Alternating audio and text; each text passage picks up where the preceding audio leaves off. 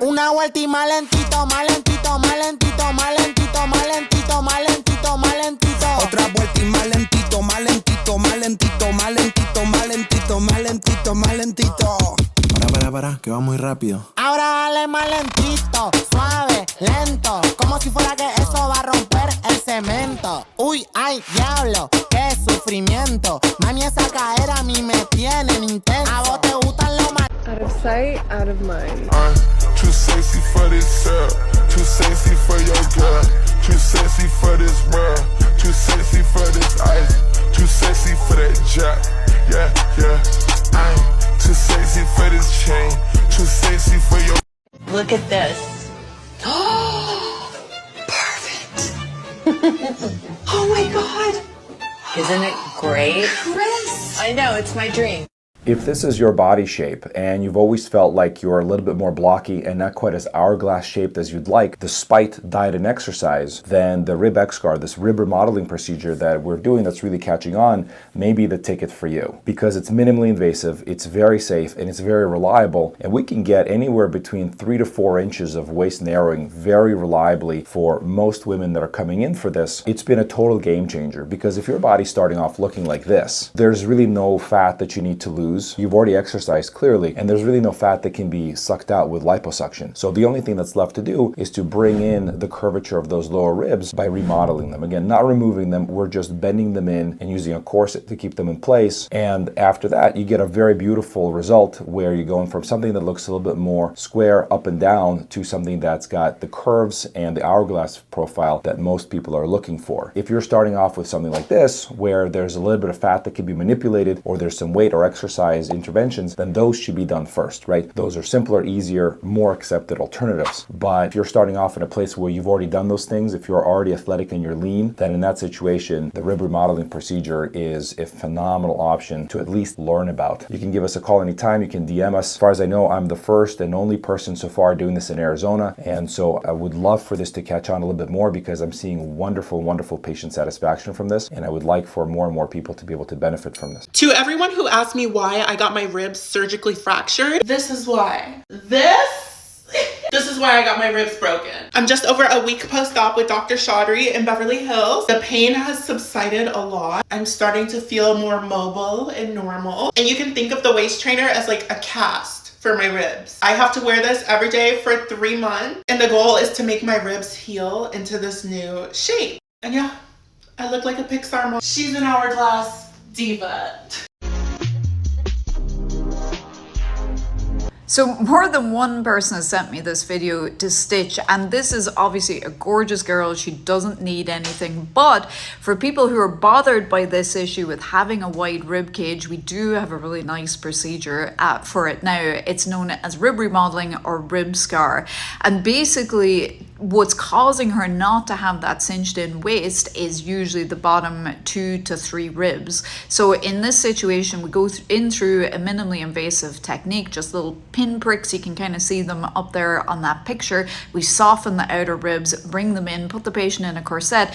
This is one of my patients 3 months after surgery, and as you can see, she finally has that waist she always wanted. So this is a lovely, safe, minimally invasive procedure that we now have. These BBLs killing y'all.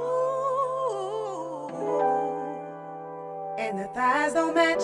Well, well, well, well. Turn to your neighbor and say, these BBLs. The way you killing hoes ain't fair, your little pretty ass. You don't even need no makeup, your little pretty ass. How you bad when you wake up with your... The bigger your BBL, the less chance some guy's gonna take you seriously. I don't make the rules. Alright, I've just seen this video of this young lady talking about the fact that since she's had surgical enhancements done, the caliber of guys that move to her has changed. Now, I think there are racial differences in I think white guys behave very differently to black guys when it comes to how their attitude towards BBL. I think white guys tolerate it a lot more, but for black men who are from a culture and a community where women are built like that anyway, I think a lot of us look at it like some sort of caricature. Like, that's just my opinion. As a black guy, the bigger that BBL is, the less chances. I can't take you home to meet my mom with that thing behind you. Like, that's crazy, bro. Nah, it's a one pump and dump thing. Smash and pass. Keep it moving. That's just my opinion. You understand? I'm not going to generalize and say this is most guys, but I think racially, like white guys and black guys have very different attitudes to it. For me and a lot of the guys that I know, we can see your BBL. If you got a demure BBL that's not too, you can get away with it.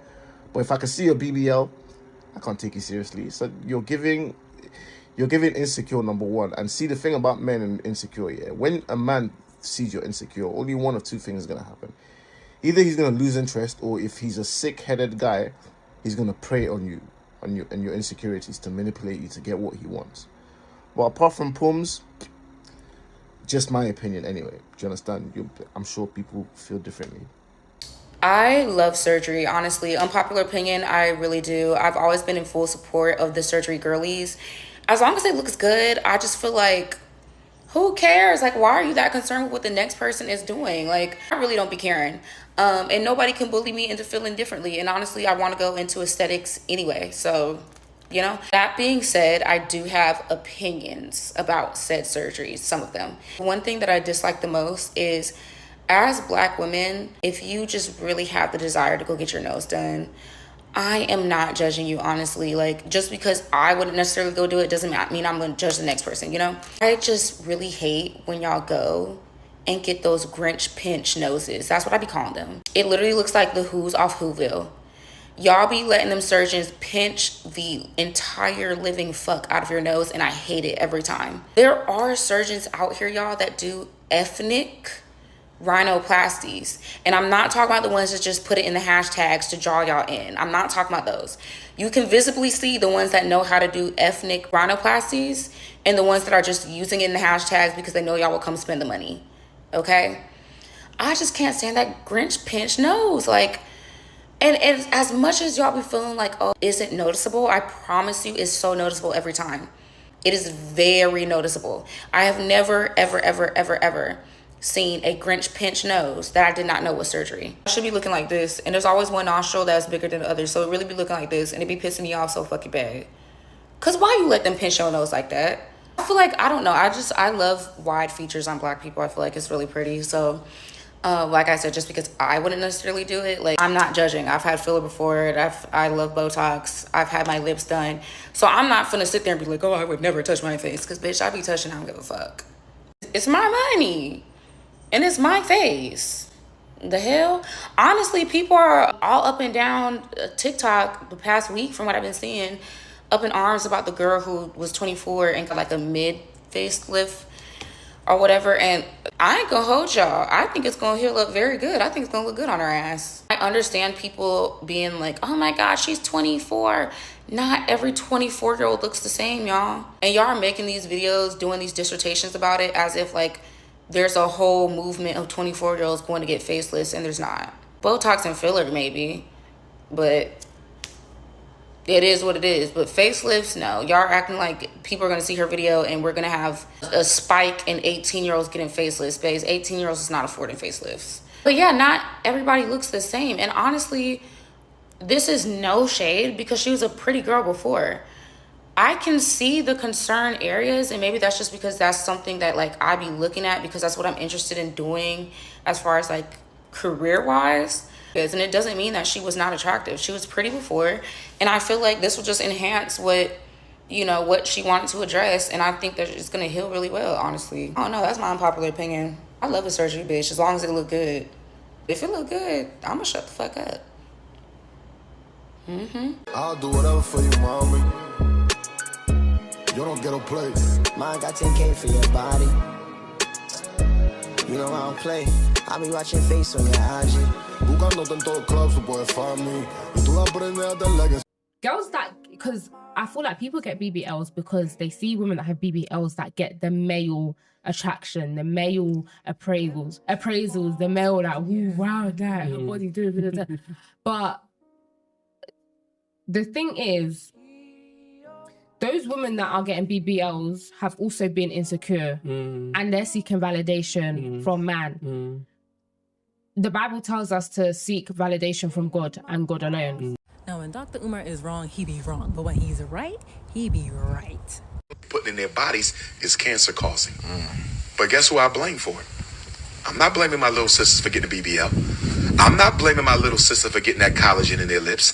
I'm not blaming my little sisters for getting them breast implants. I'm not blaming my little sister for getting those car windshield wiper eyelashes. Propaganda? Social media? I'm blaming us. Who, black man? Yes, sir. Why? Why? Because we have sexually objectified the black woman. Yeah, but you don't think women make... Let me finish this and then you're going to come back on me, y'all. Because you're one of the faces of hip-hop. Yeah. In the videos. I'm not holding you accountable for what everybody does, but generally speaking, there's few mediums of media that have sexually objectified the black woman more than hip-hop.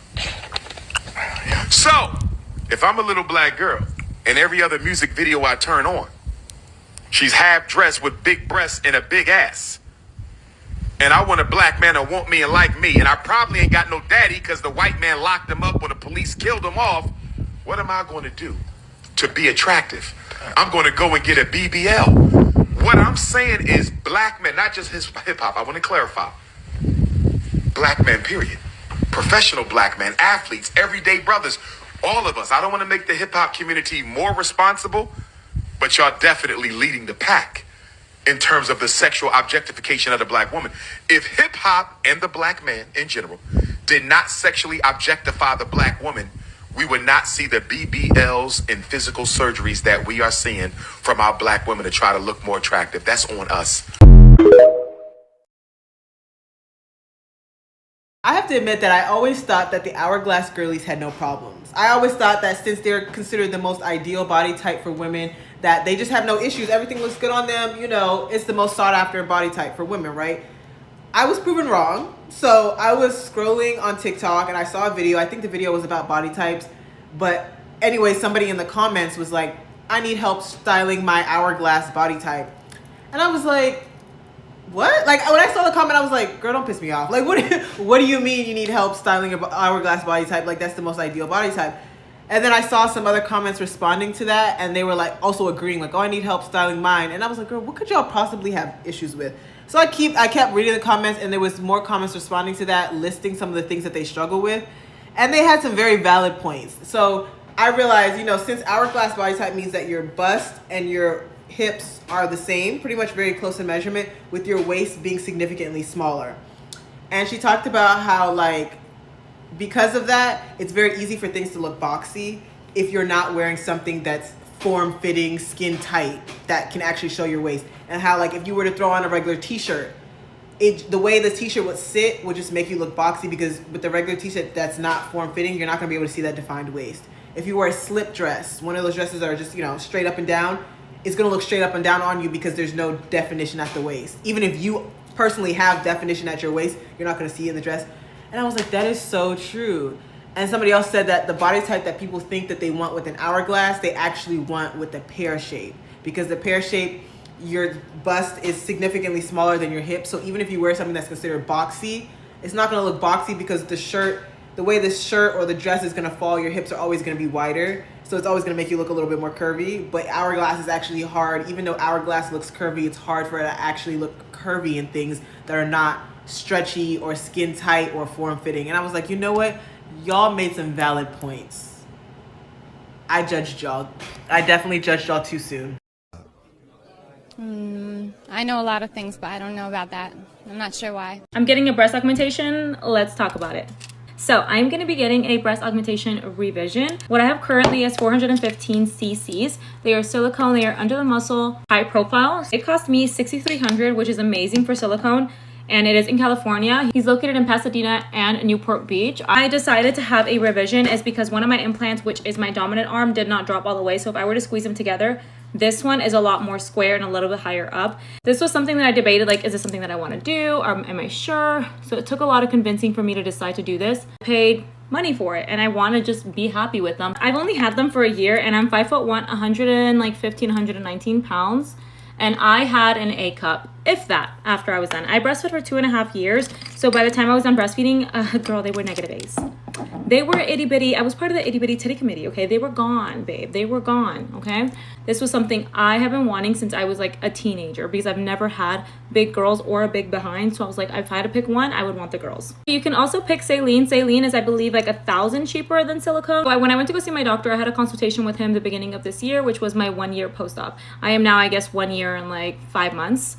So when I went to go see him, I brought up my concerns to him and I told him that I wasn't really happy with that. But besides that, I love the size. I'm happy with everything else. I am now, I believe, a full D, if not a double D. And he said that this was something due to how my breasts were shaped prior. So I basically told him, okay, well, what can we do to fix this? And he said we can have surgery again and we can basically force it to drop. He did mention to me that he is not 100% sure if this is going to fix it or if that is the cause. So I guess we will see day of. I have my surgery in 2 weeks. And I'm just nervous to kind of just do the whole thing again. The only uncomfortable thing, guys, when you have a breast augmentation is not being able to use your arms after. You have to take time off work. You can't do certain things. You can't work out. So I'm just restarting this whole process all over again. And I don't know what to expect. I don't know if it's going to be the same as before, if it's going to be easier. I have a very high pain tolerance. I didn't even take the medication. I don't take any of the pain medication. I just kind of thug it out. So that's something I will always preach to any girls on here is make sure you are aware of the risks that you're taking, is things like this can happen. They cannot look the same. There is obviously breast implant illness that you need to be aware of. Questions about recovery. I'm going to go ahead and post my recovery instructions on here. And basically all it is you want to sleep at an incline when you're sleeping for about 6 weeks. You don't want to lift anything heavy. You want to start out really slow. So you can't pick up your kids. You can't pick up, like, you can't reach for anything too high. Anything that includes your arms, you want to make sure you're resting and you're not like doing too much because you're going to mess them up. And remember, you paid a lot of money for this. You want to make sure you're giving yourself enough rest. Even if you feel like, oh, I've got this, like I can do it, like trust me, just rest. So stay tuned for what I do prior to my surgery now that I know what to expect, along with my trip with me and my recovery. She ain't like her titties, fucking get her new boobs. We went to Miami just to meet Dr. Miami. She told me she want a nose job to look cute, giving blowjobs. And I know she hurting, but I'm still gonna fuck her post-op. So I got my boobs done in Miami. Let's talk about it. So I had a breast lift revision plus an implant exchange with Galaflex, which is an internal bra. So I always had really, really big boobs. Like I had a 36 triple D before I got my boobs done. But I always used to gain weight, lose weight, gain weight, lose weight. So over time, my boobs started to get really, really saggy. So I decided to get a breast lift plus an implant. So the first time I got my boobs done, I did it in the Dominican Republic, and it was just terrible. Like, first of all, it dropped in like 4 months. Terrible scarring. Like, it's so bad. I really wish I could put a photo on TikTok, but I just don't know the rules. I just don't want to put anything up and it just gets banned. But just think about the worst thing you could ever see in your life. Like, it was so bad. I just didn't want anyone to see my boobs. Like, terrible scar. Like, it was bad. So I didn't really do much research the first time I got my boobs done. So this time I was like, okay, I don't want to get my boobs done again, waste all that money again. Like, this time I have to do it right. So I decided to go with Dr. Ari Crowell in Miami. He is obviously a board certified surgeon. He specializes in rhinoplasties and boobs. I don't think he does anything else. He doesn't really do BBLs or anything like that. He just does nose jobs and he does boob jobs. So what I really wanted out of my next breast augmentation was I just really wanted my boobs to like just sit up and be really, really perky. Like, as you can see, like, when I first got my boobs done in Dominican Republic, it literally dropped in 4 months and it looked terrible because my implant bottomed out. So it kind of almost looked like I had 2 boobs in one, if that makes sense. Like, obviously I'm not posting any photos or adding any photos, so you can't see, but I hope you guys can get the image. It just looked really bad. On top of that, it really had terrible scarring. So this time when I was looking for a doctor, I was like, okay, I need to make sure that it lasts. So the reason why I chose Dr. Ari Crowell is because he was like one of the only surgeons that I would notice would post photos of his patients from like 5 years, 4 years, 3 years, and their boobs will still be sitting up really, really, really, really nice. And I'm like, okay, like, this is what I need. Like, I want my boobs to be perky, and that's what my main objective was. Like, when I was getting my boobs done, I didn't even think he could fix the scarring. I knew a lot of the scarring would go away, like, you know, he would cut around some of it, but I didn't really think he would fix it the way he did. Like, I almost have 0 scarring now. So this isn't mandatory, but because I was getting a really big implant, I decided to do Galaflex, which is also known as an internal bra. And basically it's just a mesh that helps support your boobs, and over time it will gradually dissolve, but it just helps strengthen the support of the implant basically. So like I said, I got a breast lift and augmentation, so I paid $10,500 for the breast lift and augmentation. Then to add the Galaflex, I added an additional $2,000, and then I also got an implant called Boost, and that was $800 additionally. So basically Boost is just, I think it's like a more rounder implant, and it just provides a bit more cleavage at the top. So I got that. So in total I spent $13,300 USD. That's not including blood work or anything, but I think in Canadian it comes up to just under $19,000. So on a scale of 1 to 10, I would rate the pain level on a 7. The first time I did my boobs, I feel like it was more manageable. It was like a 5 out of 10. But the second time, it felt a little bit more painful. But then again, I was on my period, so I had really bad back pains already. So I feel like that added to my pain, obviously. And then I also was sick, so I was coughing a lot. So imagine you just did your boobs and you have to like... So I was going through a lot that week. But I would say 7. I feel like if I wasn't on my period and I wasn't sick, it probably would have been like a 6 maybe. But I would do it again if I needed to. So obviously it can't be that bad. So I did my boobs in September of 2023. So it's been about a year and a half. And as you can see, my boobs are still sitting really nice. This side did drop a little bit more, but that's because I sleep on this side. So you can see that this side has dropped a little bit more. So I would recommend that, you know, if you do get your boobs done, maybe try to like sleep on your back or something. But it's not like a significant difference. Like you can see the difference, but it's not a big deal, honestly. For the most part, my boobs are still sitting really high, and I'm really happy with the results.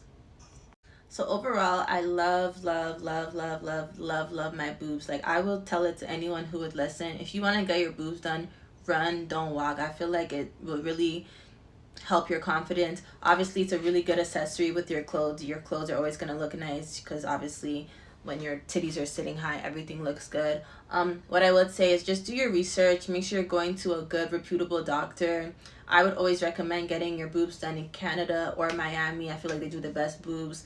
And yeah, like, you know, my doctor completely got rid of my scars. I was actually shocked. I wasn't really, like, I knew he would get rid of, like I said, I knew he would get rid of some of my scars, but I wasn't expecting him to, like, get rid of my scars to the degree that he did. So I do have a little faint line underneath my boobs, and it wasn't that bad when I got it done, but I travel a lot, so it got darker, I think, because I wasn't putting sunscreen and stuff. But other than that, I love my boobs. If you want to get your boobs done, don't worry about it. It's not that bad. It's not that painful. The only thing is it might be a little bit expensive, but I do think it's worth the investment. And I hope I answered all your questions.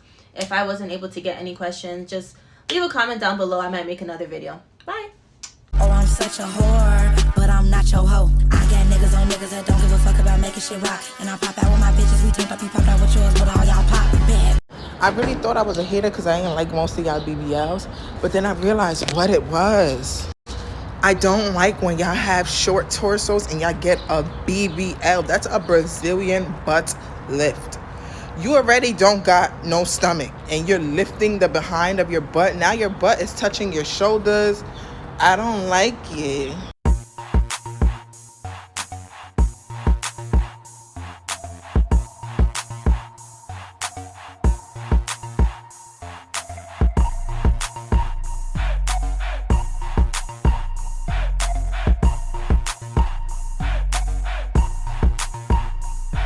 I want this nose. I need this nose. I would pay to have this nose. Oh, shit. I already have it. Ladies, I'm going on my 4th breast surgery in less than 2 years. I'm emotionally exhausted, so sit back, grab a drink, and let me tell you a little story.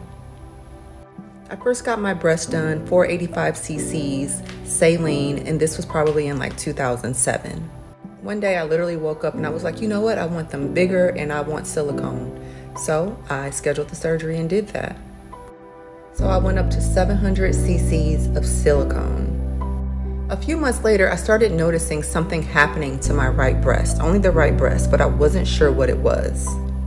One day my little sister was at my house and I said to her, I took my shirt off, I said, why do my breasts look so different? Why does one look like a completely different boob? So she kind of touched it and looked at it and she was like, I think you have capsular contracture on your right boob. And sure enough, that's what it was. For those of you who don't know what that is, it is your body's defense system noticing that there is something foreign in your body, and it starts building like this hard tissue around it, and that tissue causes the implant to be really hard and really high. So one boob was up here and one boob was down here. So scheduled surgery, went in to see the same surgeon, had I believe it's called a capsulectomy, I may be saying that wrong, and everything was fine. So I thought. A few months later, I noticed it happened again. Same breast. So this time I'm like, okay, let's do something different. That different thing that I did was just found a new surgeon. I went to a surgeon in Tampa and she came up with this whole plan and she was gonna put some mesh in and do all of these things. And yeah, I had surgery again in December of 2022. This time I went to 650 instead of 700 cc's. I was in Atlanta in May. This was 5 or 6 months after my surgery, and I was asleep with no bra on, and when I woke up, the right breast implant had completely flipped, and you could tell it just looked so weird. The surgeon, by way of pictures, did confirm that the implant actually did flip, and I gave advice on how I could flip it back. You guys, my sister and I was in the bedroom on the floor flipping this implant, and it was one of the most traumatic things I've ever done. I will tell you about the most traumatic thing that I've done in this story time. So, breast implant flipped back to the right side. I went on about my day and my trip and everything was fine. And then it started to come back. It was almost like the trauma of the boob flipping and me flipping it back caused my capsular contracture to come back. So a month later, it started getting hard and high again. If you do research on this condition, you come to understand that the more surgeries that you have to fix it, the more likely it is to return. I knew that me getting new breast implants, that there was a high probability of it capsulating again. So did some research and found a company that does ultrasound therapy and massage of the boob in hopes of kind of like loosening up the capsule and letting the boob soften and fall. The massaging part of it was one of the most painful things I've ever done in my life. It was so traumatic. And because I was already at a stage 3 of my capsular, meaning it was really hard and really tight and really high, it was kind of a lost cause for me, but I just went in as a last resort before I did the final thing that I can do. I have to get them taken out.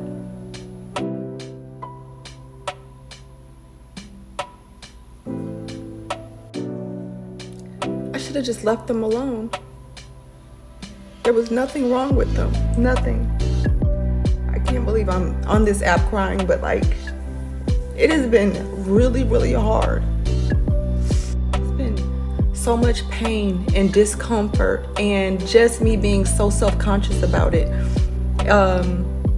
So now I'm doing research on doctors who are really good with explants, someone who can fix the capsule and then give me a lift. It is so important before you do anything that you know the risk involved. And you always, I know that I did this, you always hear them telling you these things, but you don't think it can happen to you until it does. Another thing is capsular contracture, they will have you think, oh, it's just a very small percentage of women that this happens to. And it's not true. It's not true. I just wanted to share, ladies, stop doing the most like I did. Learn from me and learn from my mistakes. And if it's not broke, don't fix it. Just leave it alone.